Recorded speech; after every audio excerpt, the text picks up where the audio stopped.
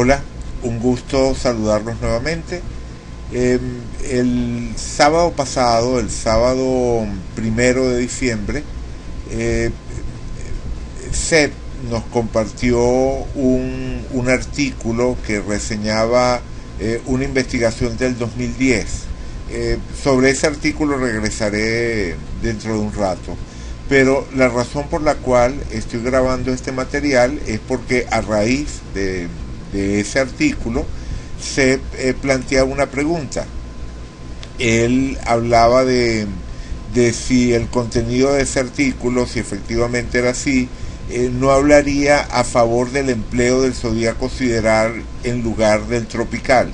Es decir, planteaba en su publicación la polémica entre zodiaco sideral y zodiaco tropical, una polémica que existe dentro de la astrología como tantas otras. Hay varios temas del sistema astrológico que no gozan de un consenso universal con respecto a su definición o su interpretación, como por ejemplo el sistema de casas. De eso he hablado en otras ocasiones.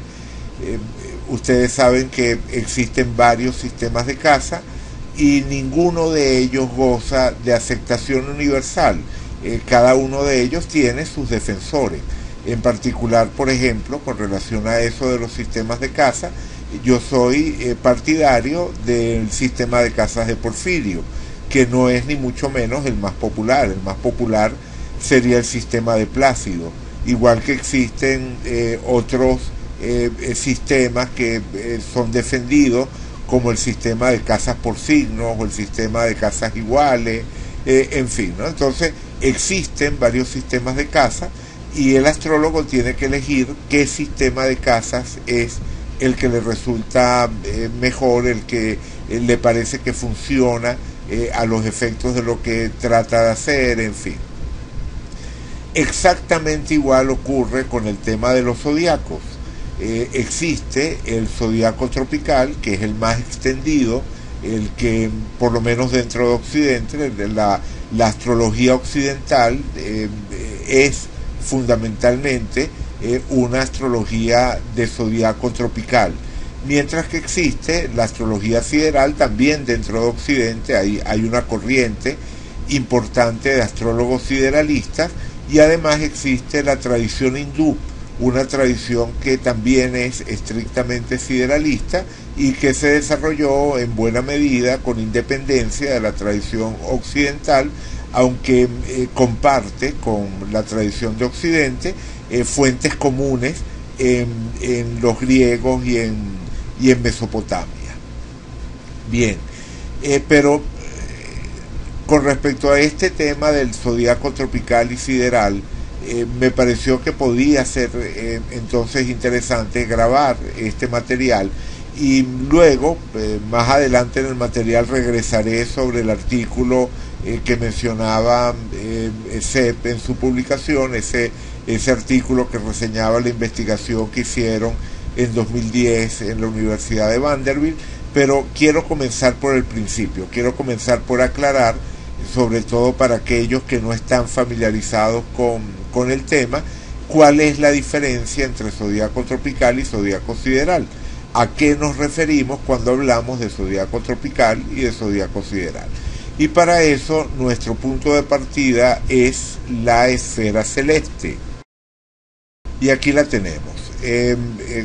Como seguramente saben, la esfera celeste es una representación imaginaria en la cual las estrellas son ubicadas en una esfera que se considera concéntrica con relación a la Tierra. Y sobre esa esfera trazamos una serie de líneas o círculos de referencia, círculos máximos en particular, que nos sirven para ubicarnos. Dentro de esos círculos hay dos notables, que son el ecuador celeste, que es la proyección sobre esa esfera del ecuador terrestre, y la eclíptica, que es el camino que recorre el Sol con respecto a ese fondo de estrellas fijas. Y es sobre la eclíptica que definimos el zodiaco.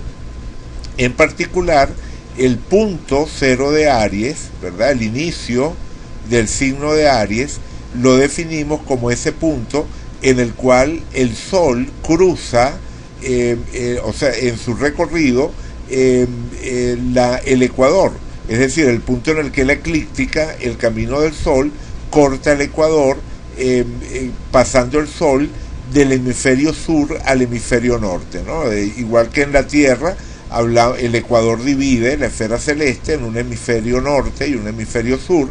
El Sol puede estar por debajo de ese ecuador o por encima de ese ecuador celeste, y entonces cuando cruza desde el hemisferio sur hacia el hemisferio norte y corta el ecuador, entonces allí decimos que comienza Aries, y ese es exactamente el momento en el que comienza la primavera.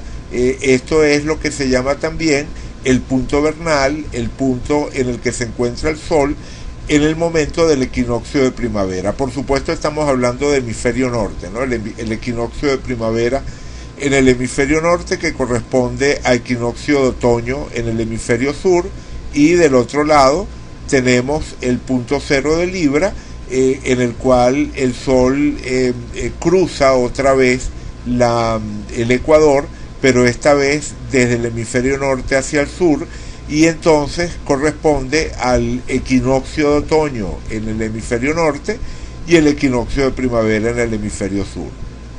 Igual existe el punto cero de Cáncer, que corresponde al solsticio de verano del hemisferio norte o solsticio de invierno en el sur, y tenemos el punto cero de Capricornio, que corresponde al solsticio de invierno en el norte, solsticio de verano en el sur. Entonces esos son los 4 puntos que estarían definiendo los ángulos de nuestro sistema zodiacal, el punto cero de cada uno de los signos cardinales.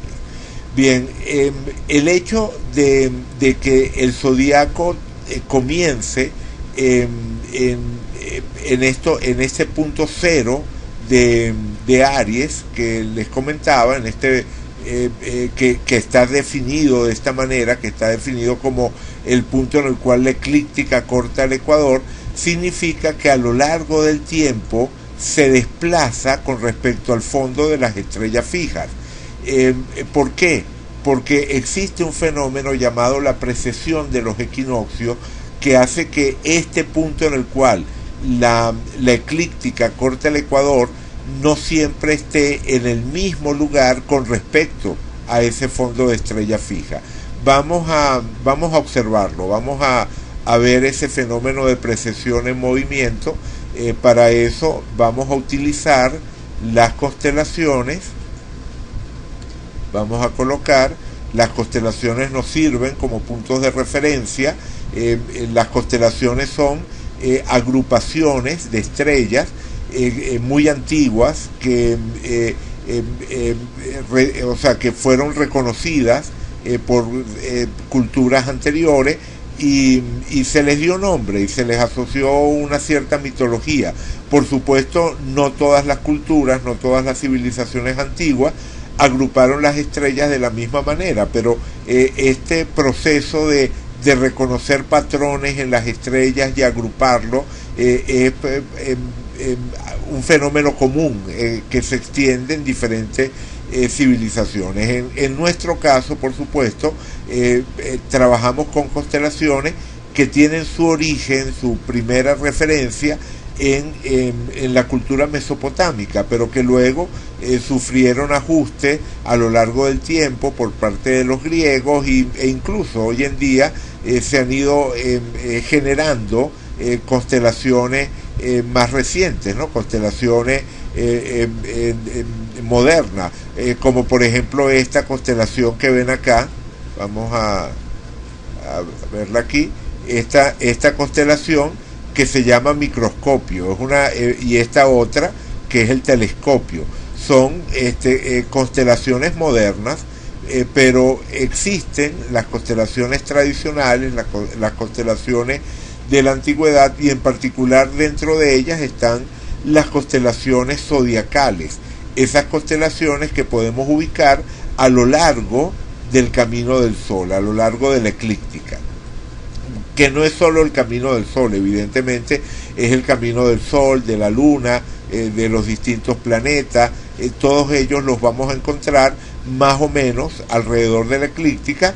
La diferencia con el Sol es que el Sol siempre está sobre la eclíptica porque el recorrido del Sol define la eclíptica. Pero bien, a lo que iba, tenemos que, como pueden ver aquí, el punto cero de Aries está cayendo en la constelación de Piscis, igual que por aquí podemos ver que el punto cero de Piscis está cayendo en la zona en la que se encuentra la constelación de Acuario, y así sucesivamente. Esto es debido, como les decía, a ese fenómeno de precesión de los equinoccios. Vamos a verlo, como les comentaba, en movimiento.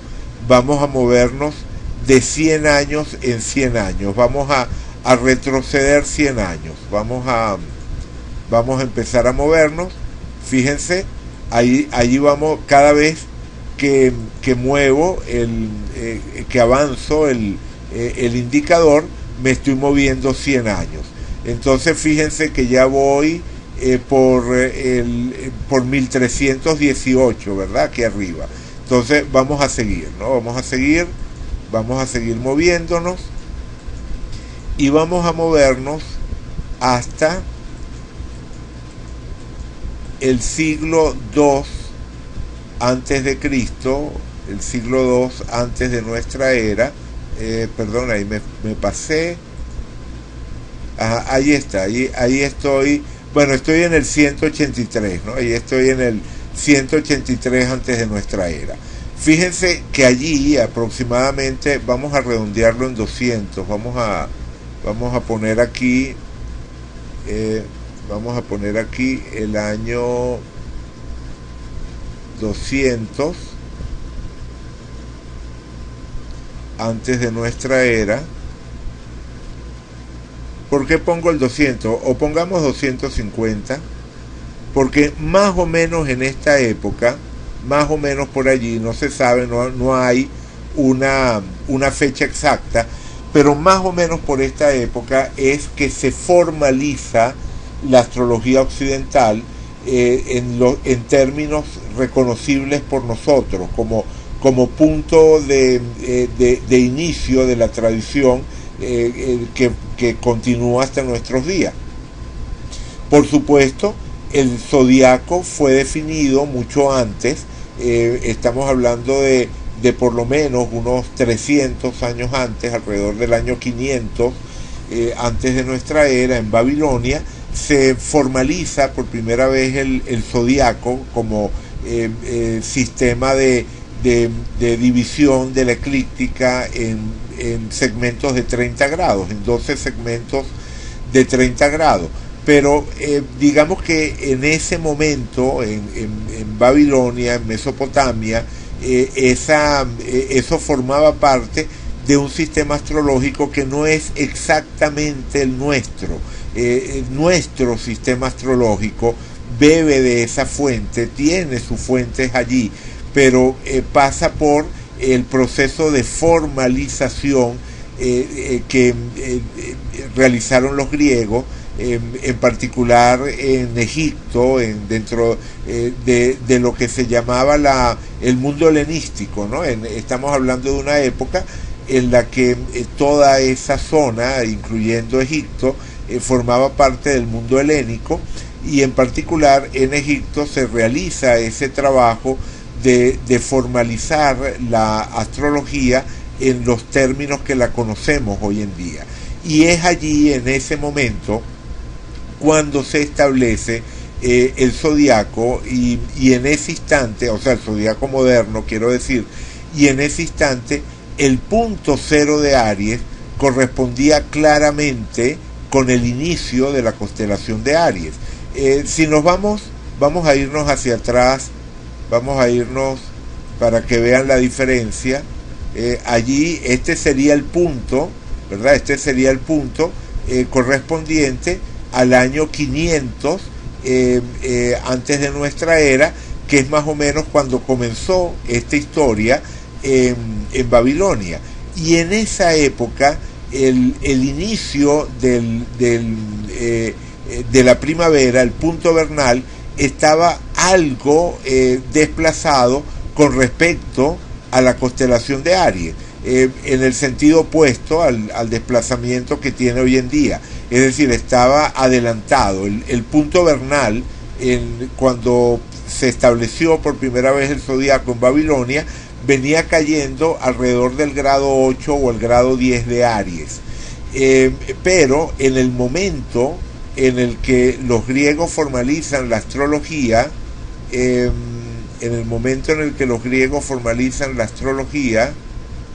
allí, más o menos, entonces ahí sí había una correlación perfecta entre la zona del cielo que ocupaba la constelación de Aries y el punto en el que comenzaba la primavera. Sin embargo, a pesar de que, como digo, es alrededor del 200 y tanto antes de nuestra era que se da esa correspondencia perfecta, la correspondencia ya era aproximada en la época en la que los babilonios hicieron esa primera definición del zodiaco. ¿Por qué esto es importante? ¿Por qué es importante esto que estoy diciendo? Porque existe en la definición de los signos, en la manera de interpretar los signos, en la forma, en el contenido, en el significado que se le asocia a los signos, una cierta correlación con las estaciones. Es decir, al signo de Aries, que evidentemente no es lo mismo que la constelación de Aries, el signo de Aries es una banda de 30 grados, mientras que la constelación de Aries es un conjunto de estrellas que coincidía en esa época, como les digo, con ese segmento de 30 grados. Fíjense, por ejemplo, en la variación del tamaño de las constelaciones. La constelación de Aries es una constelación muy pequeña. Comparen la constelación con la constelación de Piscis. La constelación de Piscis es enorme, ¿verdad?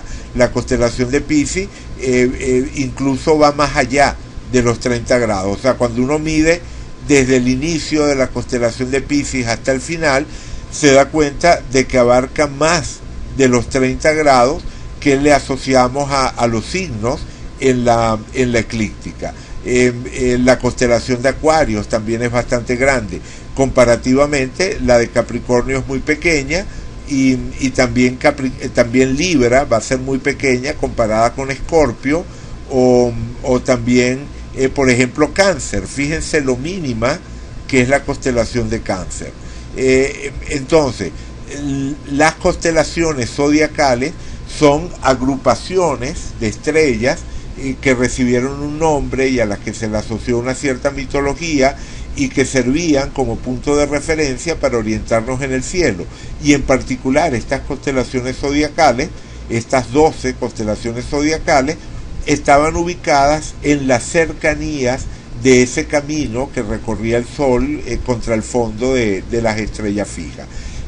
Por cierto, que en la antigüedad más remota no eran 12. En la primera conceptualización de estas constelaciones como puntos de referencia para ubicar la zona en la que se desplazaba el Sol, la Luna y el resto de los planetas, hablaba, si mal no recuerdo, de 14 constelaciones, pero luego se fue dando un proceso y al final terminaron reduciéndose a las 12 constelaciones que conocemos, que tampoco eran exactamente las mismas o con los mismos significados que les damos hoy en día. Por ejemplo, la constelación de Aries sabemos que la asociamos con el carnero, ¿no? La imagen de Aries es el carnero, pero la constelación original babilónica tenía un nombre muy diferente. El nombre, la traducción vendría a ser algo así como el peón agrario, es decir, la persona a la que yo contrato para que labre los campos que poseo, o sea, el peón de campo que yo contrato, sería un poco la idea. Por supuesto había una palabra para eso en el idioma de los babilonios, había una palabra para esa para describir esa función, ¿no? Del peón que yo contrato para que labrara la tierra. Y ese es el nombre que tenía ese conjunto de estrellas que hoy en día conocemos como Aries. Pero bueno, más allá de todo esto, lo que quiero que quede claro es que no es lo mismo este conjunto de constelaciones de tamaño irregular que servían para orientarnos en la esfera celeste en la antigüedad, que estas divisiones, estos segmentos de 30 grados claramente definidos sobre la eclíptica. Bien, lo cierto es que cuando comenzó la astrología, en el momento, la astrología occidental, la astrología formalizada por los griegos, las constelaciones coincidían con los signos y con los ciclos estacionales. Entonces, al momento de describir las características de los signos, y esto es algo que hunde sus raíces en la tradición mesopotámica, por eso les decía que aunque las correspondencias fueron exactas, la correspondencia entre segmento de 30 grados, entre signo, ¿verdad?, y constelación, fueron exactas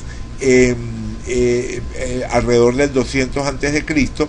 Ya en la antigüedad, ya en la tradición mesopotámica, se notaba la correspondencia, y desde esas primeras asociaciones mesopotámicas y luego muy claramente en las primeras conceptualizaciones de los griegos, se asociaba a Aries con la primavera, y las características de Aries se asociaban con la primavera. Los signos cardinales, Aries, Cáncer, Libra, Capricornio, tenían características de iniciar cosas, porque ellos iniciaban las estaciones.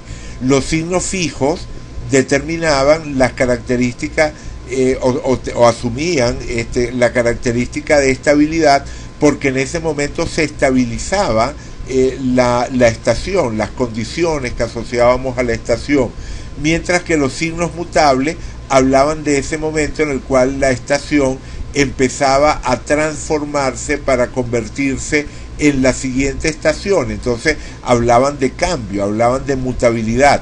Entonces se ve como en los signos, esa división en signos cardinales, fijos y mutables, tiene una relación directa con el ritmo de las estaciones. Evidentemente, a medida que fue pasando el tiempo, ¿verdad?, vamos a regresar al momento actual. En el momento actual, ¿verdad?, haciendo otra vez el recorrido a la inversa hasta llegar al momento actual, ya se perdió esa sincronía. El punto en el cual comienza el signo de Aries está bastante alejado, está bastante alejado del punto en el cual se encuentra la constelación de Aries. La constelación de Aries ahora está cayendo en el signo de Tauro, de la misma manera que la constelación de Tauro está cayendo en el signo de Géminis, y así sucesivamente. Todos los signos se han rodado con respecto a las constelaciones que le dieron nombre. Y aquí es donde surge la polémica, una polémica que no es actual, es una polémica que tiene sus cuantos siglos rodando, que tiene que ver con, bueno, ¿dónde comienza el zodiaco? El zodiaco comienza aquí, donde lo hemos definido en el punto vernal, en el punto en el cual la eclíptica corta el ecuador, o el zodiaco comienza en algún punto de la eclíptica cercano a la constelación de Aries, un punto fijo de la eclíptica, fijo con relación a las estrellas fijas. Quiero decir, hay alguna estrella de referencia o un conjunto de estrellas de referencia que hace que yo siempre ubique el inicio del zodiaco en el mismo punto, de tal forma de que siempre la constelación de Aries caiga allí, y por lo tanto haciendo caso omiso de esa precesión de los equinoccios de las que le hablaba antes. Esa es la polémica. ¿Cuál es el zodiaco correcto? El zodiaco que comienza en un punto fijo o el zodiaco que se mueve. El zodiaco que se mueve es el zodiaco tropical. El zodiaco fijo, con respecto a las estrellas fijas, es el zodiaco sideral. Y evidentemente hoy en día hay una diferencia notable entre ambos zodiacos. Por ejemplo, fíjense en este caso, vamos a ver, esta es la carta de Marlon Brando en zodiaco tropical. En zodiaco tropical tenemos que Marlon Brando era Aries, ascendente Sagitario, con Marte, regente de Aries en Capricornio. Es decir, un Aries subtono Capricornio. Y nos está describiendo a este personaje básicamente como un personaje de fuego y tierra, ¿no? Un personaje cuya energía central estaría vinculada al fuego y a la tierra. Y digamos que lo que podemos percibir de él tendría como punto de partida, como clave para entenderlo, el fuego, porque además el ascendente estaría también en fuego, en Sagitario, ¿no? Con Júpiter, regente de Sagitario, también allí, en ese mismo signo. Bien, ¿qué ocurre si lo colocamos en zodiaco sideral? Vamos a verlo, vamos aquí a zodiaco, y en zodiaco tomamos sideral. Fíjense que cuando yo activo zodiaco sideral, me aparece esta opción que se llama Sidereal Allananza, la allananza sideral. La allananza es una medida del desplazamiento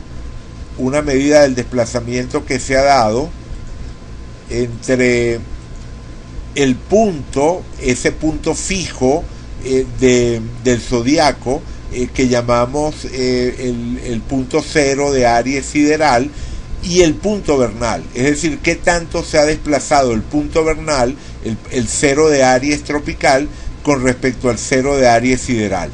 Porque para poder ubicar el cero de Aries sideral sin saber a cuál estrella corresponde, porque hay controversia allí, no hay claridad con respecto a cuál sería entonces la estrella o el conjunto de estrellas exactamente que estarían marcando el inicio del cero de Aries sideral. Entonces, para poder ubicarlo, tengo que ubicarlo con relación al cero de Aries tropical, que sí lo puedo ubicar claramente, que sí sé ubicarlo porque está definido por ese punto en el cual se corta la eclíptica con el ecuador. Pero entonces, para poder ubicar, como digo, el cero de Aries sideral, tengo que estimar el desplazamiento, qué tanto se ha rodado, qué tan desplazado está el punto vernal con respecto a ese inicio del cero de Aries sideral, a ese punto en el cual comenzaría el cero de Aries según el zodiaco sideral. Y allí no hay tampoco un consenso universal. Entre los sideralistas existen varias allananzas diferentes. Todas giran más o menos alrededor de entre los 22 y los 24 grados, más o menos por allí. La allananza Lahiri es de 22 grados 47 minutos 48 segundos. La de Fagan es de 23 grados 40 segundos. La Raman es 21 grados 21 minutos. La Krishnamurti es 22 grados 42 minutos. Y aquí el programa nos da la posibilidad de definir nosotros mismos una allananza. Bien, vamos a utilizar la Lahiri simplemente porque es la más popular, la que se suele utilizar con más frecuencia. Y entonces con esa allananza Lahiri, la carta de Marlon Brando cambia radicalmente. Marlon Brando ya no sería un ariano, sería pisciano, tendría la conjunción Sol-Luna de su carta, aparecería en Piscis, y el regente y su ascendente sería Escorpio. En lugar de ser un Aries con ascendente Sagitario, sería un Piscis con ascendente Escorpio. Y también estaría cambiando de forma radical la distribución de elementos con relación a los regentes de los signos, porque antes teníamos Aries, subtono Capricornio, es decir, una mezcla de tierra, de fuego y tierra como punto de partida, y muchísimo fuego en el ascendente, porque era Sagitario, subtono Sagitario, fuego, fuego, es decir, para el Sol y la Luna, fuego, tierra, y para el ascendente, fuego, fuego. En cambio, en este caso tenemos que para el Sol y la Luna estaríamos hablando de doble agua, ¿verdad? Porque el Sol y la Luna en Piscis estarían regidos por Júpiter en Escorpio. Entonces es agua regida por agua, o sea, la esencia sería profundamente emocional, cargado fundamentalmente de agua. Y con respecto al ascendente, tendríamos un ascendente Escorpio regido por un Marte en Sagitario, es decir, agua conectada con fuego, o sea, agua con un trasfondo de fuego, Escorpio subtono Sagitario. Por supuesto, para decantarnos por uno u otro, tendríamos que observar a Marlon Brando y preguntarnos, bueno, ¿qué nos parece este personaje? Aquí el contraste es particularmente fuerte y esto tiene mucho que ver con lo que uno percibe a través de la energía de la persona y por supuesto de aquello que nosotros asociamos con cada uno de los elementos. Y para mí resulta bastante claro que Marlon Brando era un personaje de fuego y tierra. Es decir, yo no siento la energía de Marlon Brando una energía emocional. Por supuesto que era un extraordinario actor y al ser un extraordinario actor tenía una gran capacidad para transmitir emociones. Pero la forma en la que se articulaba la creación de sus personajes era bastante seca, diría yo. No es un personaje en el cual uno entre en contacto de inmediato con esa empatía del agua, con esa sensibilidad del agua. No, hay una energía un tanto seca, un tanto o sea, muy fuerte, pero muy seca, emanando de Marlon Brando, que podía ser, como no, también muy cálida, pero la calidez, bueno, precisamente no tiene que ver tanto con la receptividad del agua, tiene que ver más con la emisión de una energía. Por ejemplo, aquí tenemos una prueba de imagen, una prueba de casting que le hicieron a Marlon Brando cuando tenía 23 años y se le consideraba como posible candidato para el papel protagónico en Rebelde sin causa, ¿no? Esa película que al final protagonizó James Dean y catapultó a la fama a James Dean. Pero como digo, Marlon Brando fue en algún momento un candidato para ese papel. Y aquí está esta prueba de imagen. Vamos a verla rápidamente, no toda, pero por lo menos un par de minutos para que vean a lo que me refiero.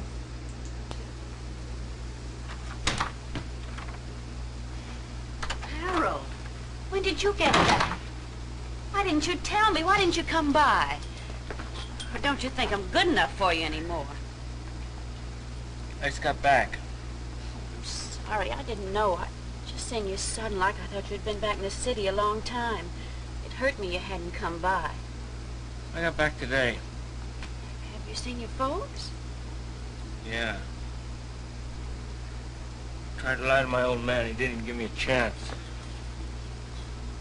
He hit me before I even said anything. I hate him. I hate his stupid face. Harold, your mother was worried about you while you were away. Yeah, she was worried. Don't make me laugh.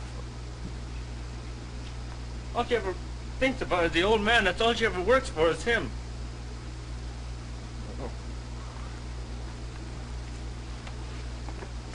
Harold. Yeah? Harold. Glad I'm back, though. Listen. What's Tony and Riggs been cooking up? Some job they want to pull. Why are you glad you're Yeah? back? Why'd you say that? Yeah? What kind of job? Oh, I don't know. Tell me what you're going to tell me, Harold. What do you mean you don't know? How come you don't know? Oh, some stick-up in some grocery store by the river. What do you care? I don't. What are you thinking? I don't know. Yes, you do. Something about me.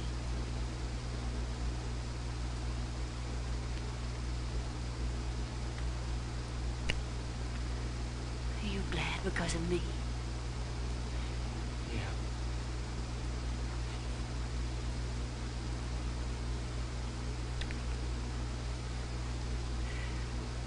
You been with any of the other fellas while I was gone? No, I haven't, Harold. I've been here waiting for you. Hey, let's get out of here. Every time I come back, I feel like I gotta break out. I'm getting out. How you gonna do it? I'll get a gun. My aunt gave me some dough for the train. I kept it and hopped the truck. Look, if we have a little dough and a gun, we can leave. You wanna come? I'd be scared, Harold. Scared of what? I don't know. But you couldn't go alone. Your eyes... I can see good enough. Would we get married? Yeah, I guess so. If we could get a boat going down the river, it wouldn't cost us anything, and we could go to another town and live. Bueno, creo que con eso fue suficiente para mostrar a qué me refiero. Por supuesto, hay una cuestión de percepción, de subjetividades involucradas, pero desde mi punto de vista, eso que acabamos de ver fue una actuación y una construcción de personaje desde el fuego y desde la tierra, no desde el agua. Por supuesto que el actor es capaz, como decía, de transmitir emociones, pero incluso en los momentos en los que se le percibe emocional o más emocional, se siente esa fuerza y esa sequedad que les comentaba antes, o por lo menos yo lo percibo, y no sé si todos ustedes lo perciben igual. Por supuesto, como digo, aquí entra un tema de subjetividades, y me imagino que una persona que se sienta cómodo con el zodíaco sideral verá en esa actuación la actuación de una persona Piscis con ascendente Escorpio, pero yo no puedo dejar de percibir aquí más bien esa carga de Aries ascendente Sagitario que comentaba al comienzo. Es decir, me cuadra mucho más la imagen de Marlon Brando Aries ascendente Sagitario que Piscis ascendente Escorpio. Pero insisto, es un asunto de subjetividades, y esto tiene que ver con el hecho de que en lo personal yo prefiera trabajar con el zodiaco tropical. Quizás un poco más objetivo pueda ser, por ejemplo, un aspecto específico de la vida de Marlon Brando, que sería el área de pareja. Él tuvo una vida de pareja extremadamente inestable, con muchísimas parejas, tuvo 11 hijos, se divorció una cantidad de veces, tuvo cantidad de amantes, en fin, digamos que su vida de pareja fue extremadamente inestable, tempestuosa, temperamental, se dejaba guiar mucho por los impulsos que sentía, y por supuesto, tanto en la versión tropical como en la versión sideral, tenemos a Lilith, a las dos Lilith, a la natural y a la osculatriz, alrededor de la cúspide de la casa 7, la casa de la pareja, y evidentemente eso podría explicar hasta cierto punto esa inestabilidad que en su área de pareja. Pero fíjense que en el zodíaco tropical la casa 7 está regida, se encuentra en Géminis, la casa 7 está en Géminis, que está regido por Mercurio, y además es un Mercurio en Aries en la casa 5. Entonces, una casa 7 en Géminis, regida por un Mercurio en Aries en la casa 5, suena, se parece, o sea, tiene eco de ese tipo, de ese estilo para el abordaje del tema de pareja en la vida de Marlon Brando. En cambio, cuando pasamos a Sideral y vemos una casa 7 en Tauro, y además regida por una Venus en Tauro, y en la casa 6 cerca de la cúspide de la 7, bueno, lo único que nos queda para explicar esa condición tempestuosa e inestable de su vida de pareja serían las Lilith, porque una casa 7 en Tauro regida por una Venus en Tauro definitivamente no pareciera sugerir esa idea de lo impulsivo y tempestuoso e inestable de su área de pareja. Más bien apunta hacia una búsqueda de estabilidad en ese terreno. Entonces, como digo, me resulta más clara, más comprensible la carta de Marlon Brando en Sideral, perdón, en Tropical que en Sideral. Por supuesto, este es un caso de alto contraste. Mi propia carta también sería un caso de alto contraste si yo coloco mi carta natal,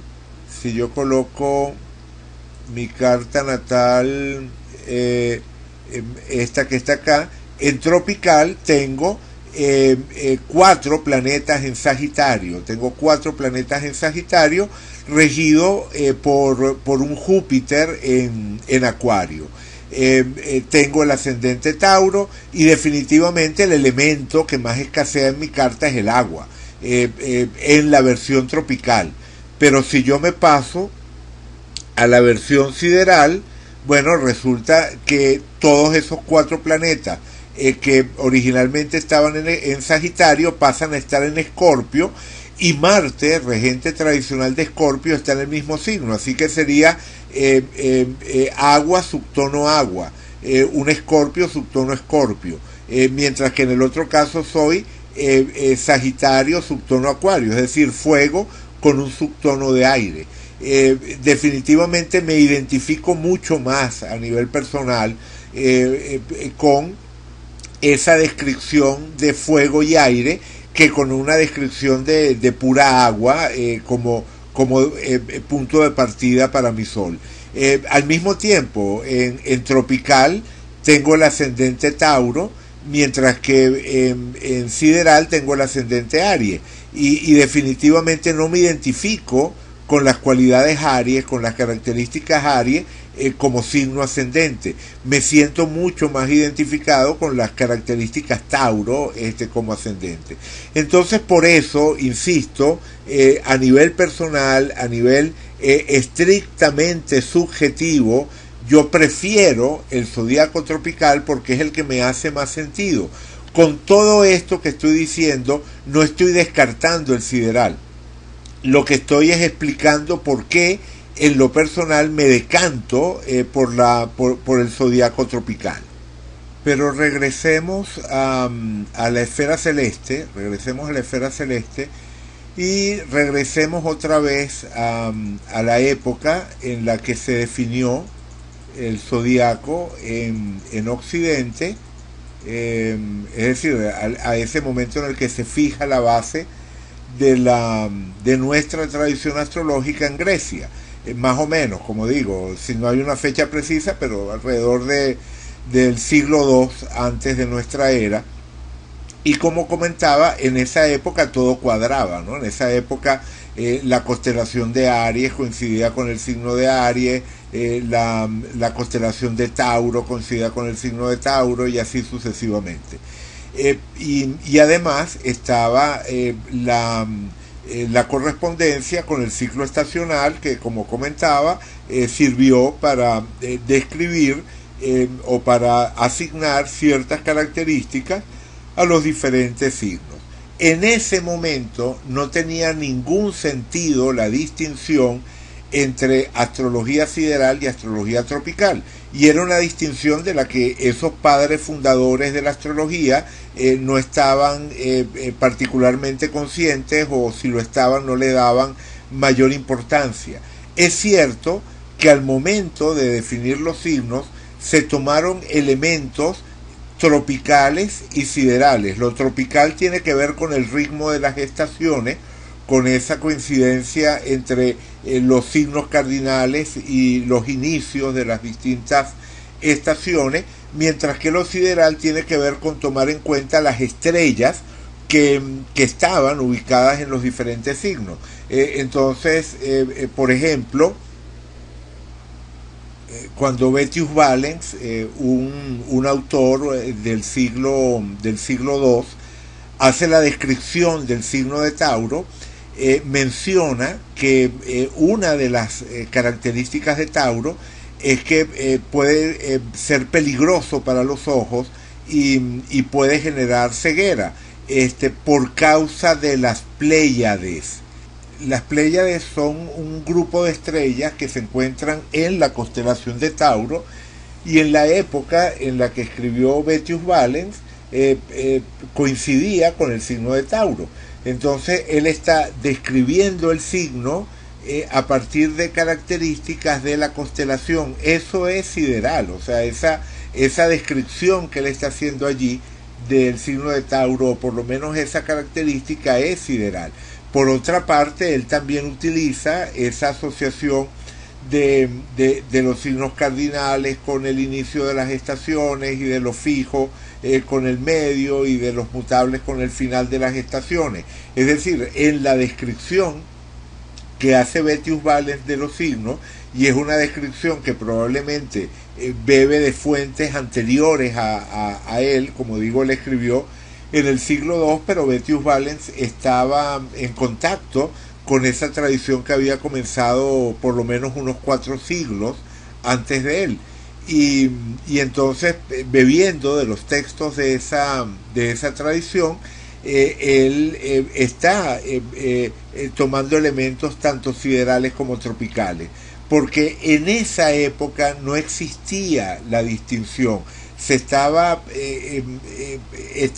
estableciendo las bases del sistema astrológico, y esas bases utilizaban elementos que provenían de la tradición mesopotámica, con elementos que provenían de la observación directa, con elementos que provenían, por supuesto, de todo el marco filosófico griego, y todo eso iba generando la síntesis que nos fue transmitida.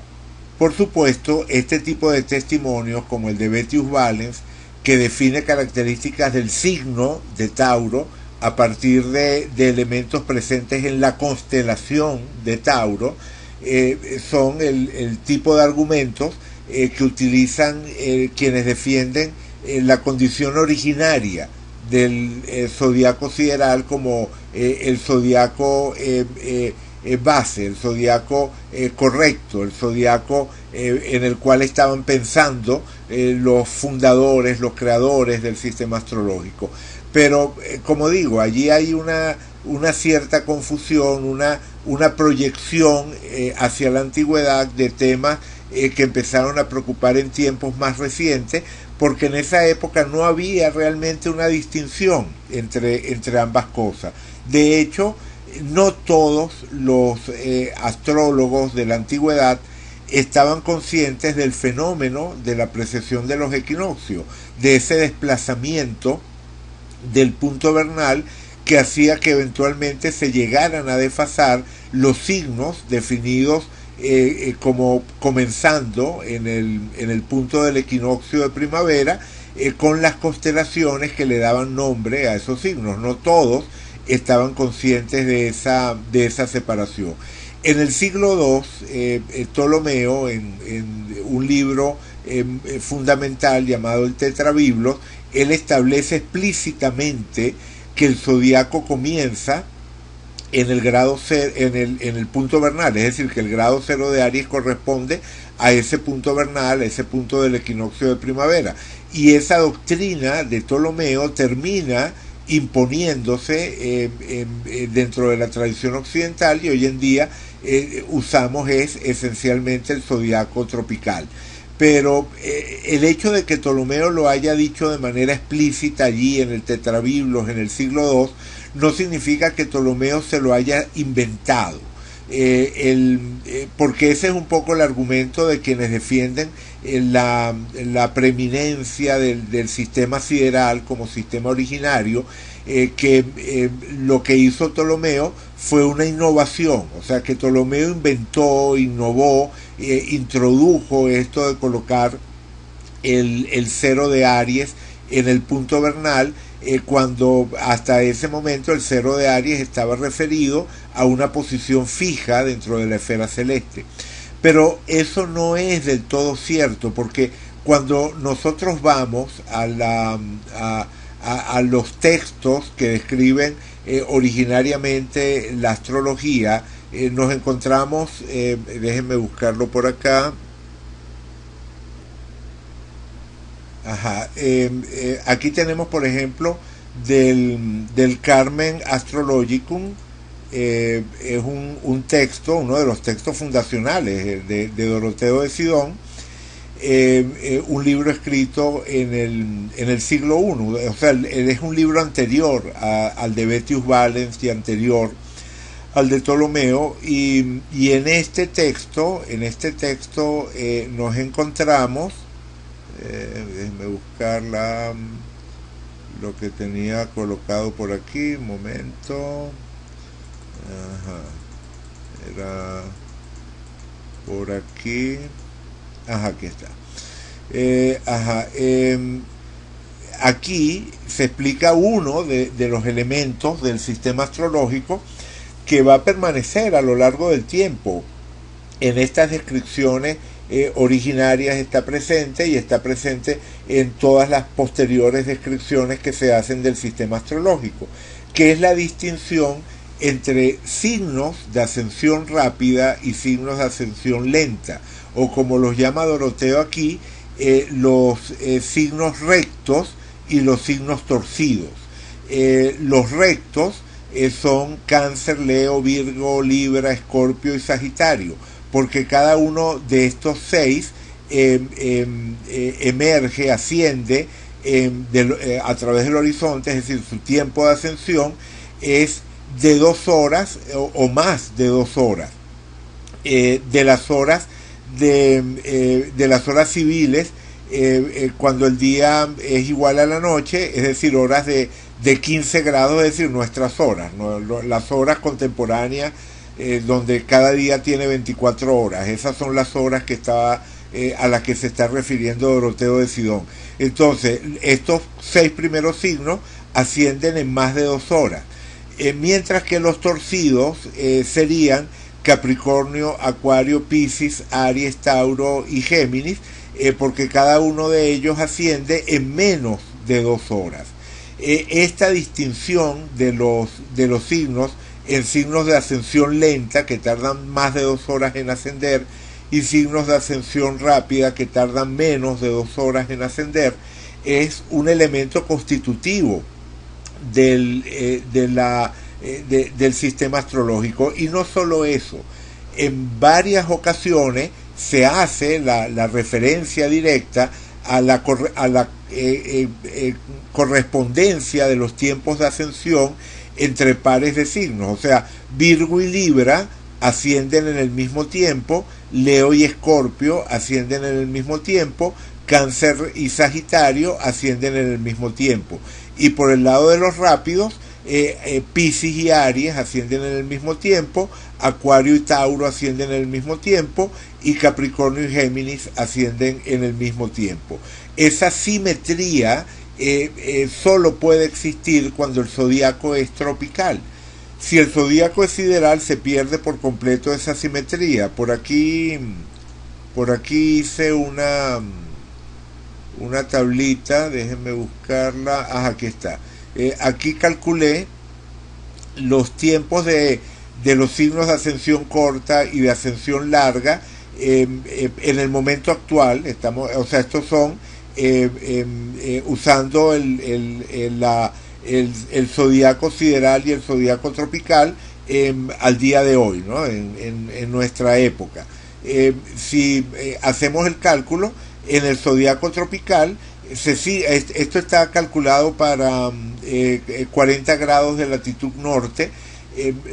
Los tiempos de ascensión varían dependiendo de la latitud.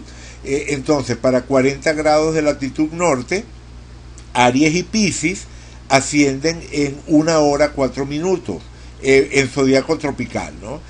Tauro y Acuario ascienden ambos en 1 hora 20 minutos, Géminis y Capricornio en 1 hora 51 minutos. Efectivamente, todos ascienden en menos de 2 horas. Los de ascensión larga serían, por ejemplo, Cáncer y Sagitario, que ambos ascienden en 2 horas 24 minutos. Leo y Escorpio ascienden ambos en 2 horas 38. Virgo y Libra ascienden ambos en 2 horas 38. No, esto está mal. Esto, a ver, déjenme buscar aquí. Por aquí están los datos originales. Déjenme poner pausa un momento. No, lo revisé y es correcto. Es que me extrañó que los tiempos fuesen los mismos, 2 horas 38 minutos. Sí hay una pequeña diferencia.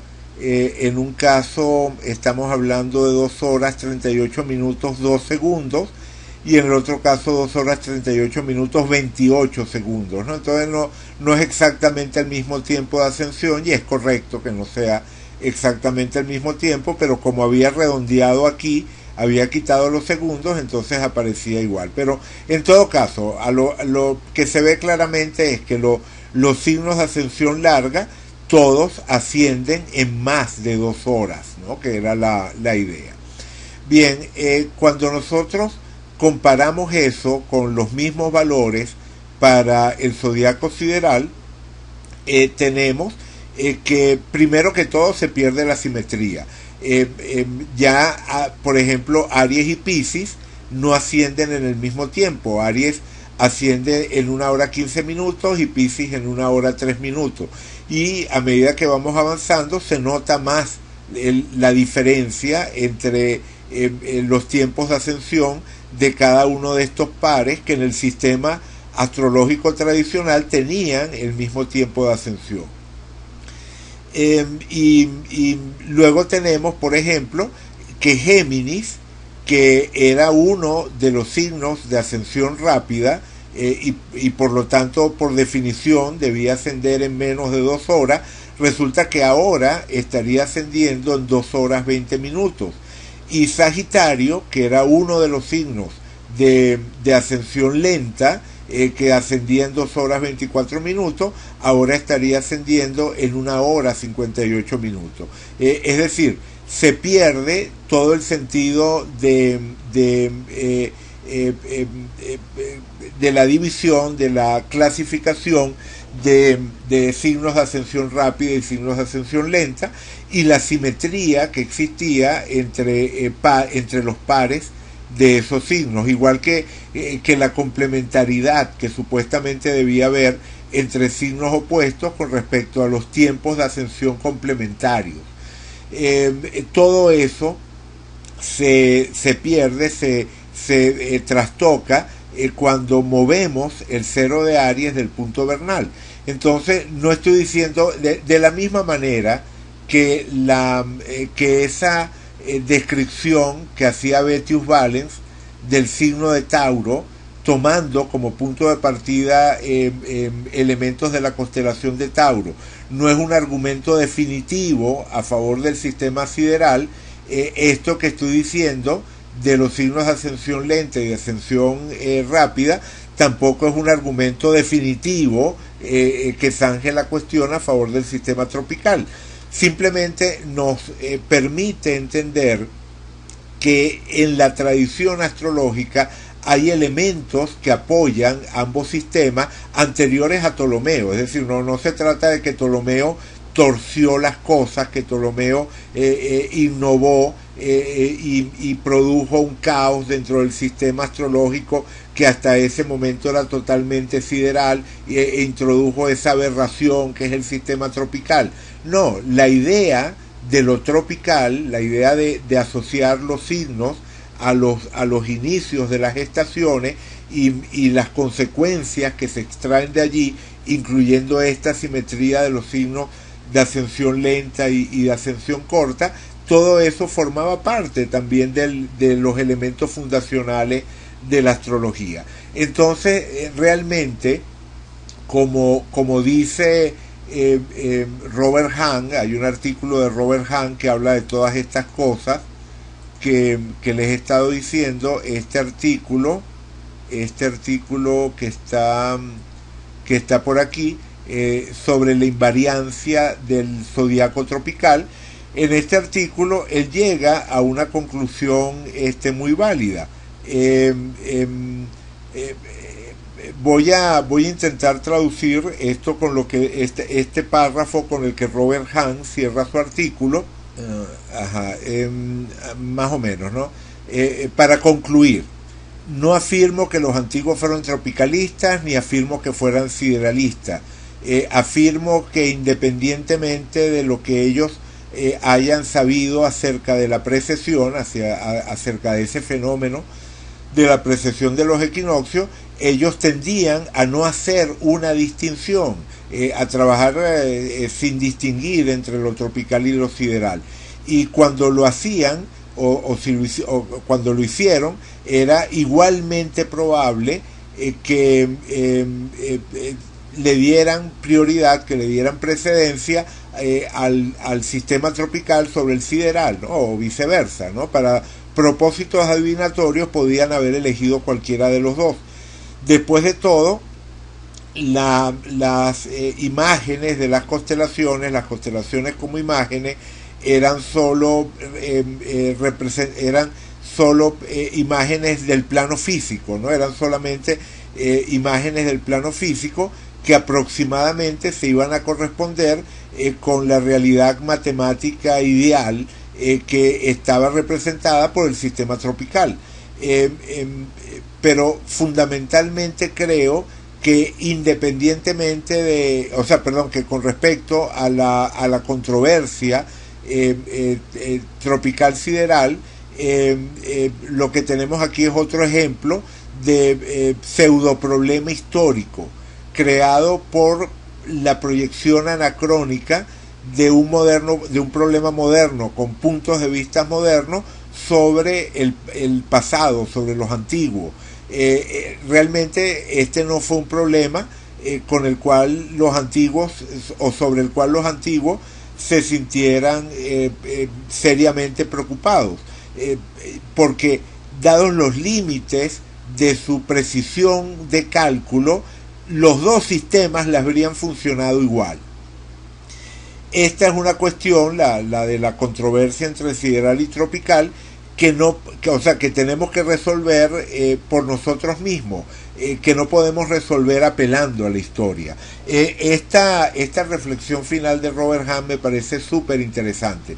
Entender que irse a las fuentes tratando de determinar si a partir de esas fuentes, de esos elementos fundacionales del sistema astrológico, si la idea que tenían los astrólogos originales, los padres fundadores de la astrología, era la de un zodíaco tropical o la de un zodíaco sideral, realmente no tiene sentido, porque para ellos, como decía antes, simplemente los dos coincidían y no se planteaba en términos prácticos la distinción. Eso sí, hay que recalcar, como comentaba hace un rato, que elementos estructurales del sistema astrológico dependían de los equinoccios y solsticios, más allá de que Ptolomeo en el Tetrabiblos haya colocado el cero de Aries en el punto vernal, ¿no? Esto nos lleva nuevamente a lo que comentábamos hace un rato, es decir, a la necesidad de hacernos una idea propia, de ir a nuestra propia carta o a casos de estudio que puedan ser interesantes y contrastar la versión sideral con la versión tropical para decidirnos por una u otra, o tal vez también decidir trabajar con ambos. Tal vez al examinar nuestra carta o cartas de famosos con los dos zodiacos, lleguemos a la conclusión de que hay aspectos que se explican mejor en el sideral y otros que se explican mejor en el tropical, y decidamos usar ambos. Hay astrólogos que hacen eso, hay astrólogos que usan ambos zodiacos, el sideral y el tropical. Por otra parte, existe quienes defienden exclusivamente la opción sideral y quienes defienden exclusivamente la opción tropical. En cualquier caso, se trata de decisiones que tiene que tomar el astrólogo, tal cual como lo del sistema de casas que mencionaba antes. Igual que uno decide qué sistema de casas va a usar, aunque ningún sistema de casas sea universalmente aceptado, de esa misma manera tenemos que elegir qué zodiaco vamos a utilizar. En mi caso personal, como les comentaba, mi carta es de alto contraste. En la versión tropical, toda esa fuerte energía Sagitario de Sol, Mercurio, Marte, Venus, y en el caso de la versión sideral, esos mismos planetas pasan a Escorpio. Entonces el contraste entre lo escorpiano y lo sagitariano es muy grande, o entre el fuego y el agua, ¿no? En un caso tengo muchísimo fuego, en el otro caso tendría muchísima agua. Y en mi manera de entender lo que es fuego y lo que es agua, definitivamente me identifico más con una gran dosis de fuego que con una gran dosis de agua. Lo mismo en el caso de Marlon Brando, como les comentaba antes. Entonces, por ese tipo de percepciones subjetivas, yo me inclino por el zodiaco tropical, pero entiendo perfectamente que estamos hablando de subjetividad y que otra persona, honestamente, a partir de su propia percepción de lo que son los signos y de lo que son los elementos, podría hacer una lectura diferente y decir, no, a mí Marlon Brando me parece más Piscis que Aries, y tú me pareces más Escorpio que Sagitario. O sea, sería, como digo, totalmente válido dentro de ese universo de lo subjetivo.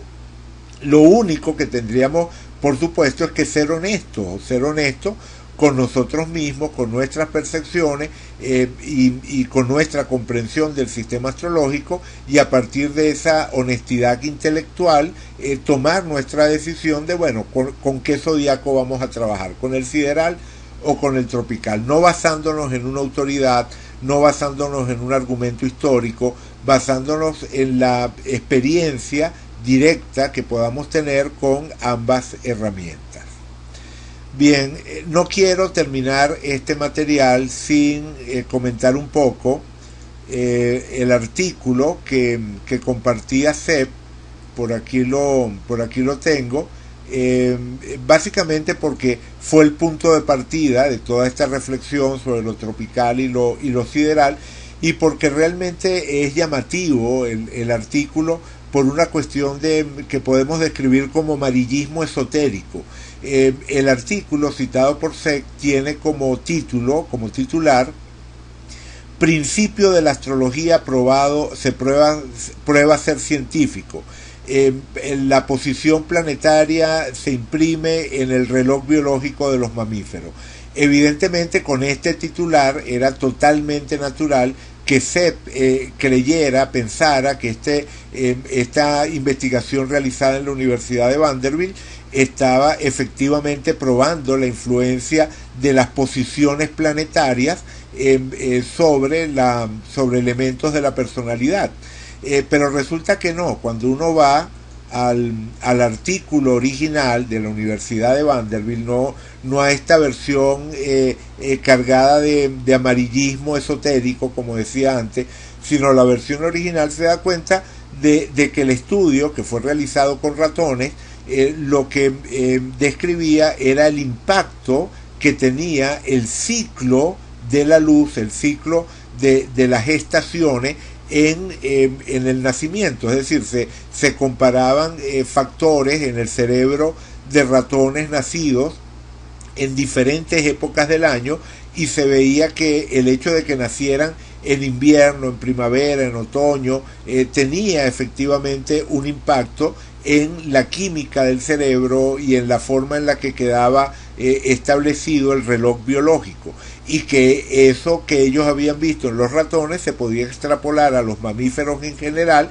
y en particular al ser humano, y que entonces esta podía ser la base de elementos de personalidad o incluso de patología presentadas en los seres humanos.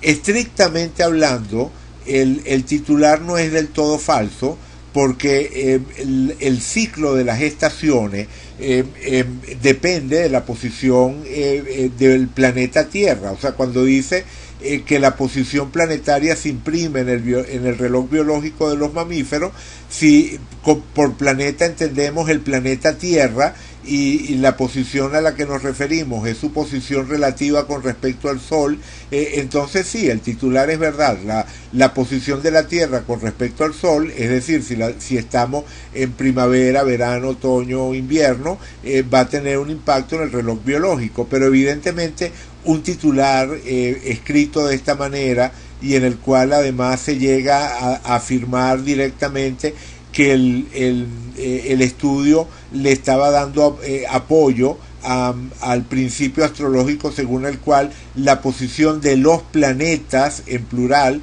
al momento del nacimiento influye en la personalidad. Bueno, pues por supuesto que se presta para la mala interpretación y para creer que efectivamente este estudio sobre el ciclo de las estaciones y el vínculo con la personalidad estaba dándole base a un principio astrológico. Pero una vez que tenemos eso claro, lo cierto es que el estudio está vinculando elementos de personalidad con el ciclo de las estaciones, y eso, si vamos a verlo como un argumento a favor de lo sideral o de lo tropical, evidentemente sería un argumento a favor de la versión tropical del zodiaco. Ojo, no estoy diciendo de nuevo que esto sea ninguna prueba definitiva a favor del zodiaco tropical, pero es bueno aclararlo porque en el comentario que hacía Sepp, en la pregunta que hacía Sepp, él pensaba que esto sería un argumento a favor del zodiaco sideral. Por supuesto que él lo redacta de esta manera, lo afirma de esta forma, cuando todavía estaba bajo la impresión de esa tergiversación amarillista del estudio original, ¿no? En cambio, una vez que vemos el estudio original y entendemos que tiene que ver con el ciclo de las estaciones, entonces podemos ver que si llegamos a tomar ese estudio como relevante para reflexionar sobre la astrología, y en particular sobre este problema de zodiaco sideral versus zodiaco tropical, tendríamos que verlo como un argumento a favor del zodiaco tropical. Bien, entonces bueno, ahora sí lo dejo hasta acá, y en caso de que haya alguna duda o alguna pregunta, algún interés en seguir explorando este tema de lo tropical y lo sideral, bueno, me lo comentan y vemos si grabo algún otro material sobre el tema. Gracias por la atención y seguimos en contacto.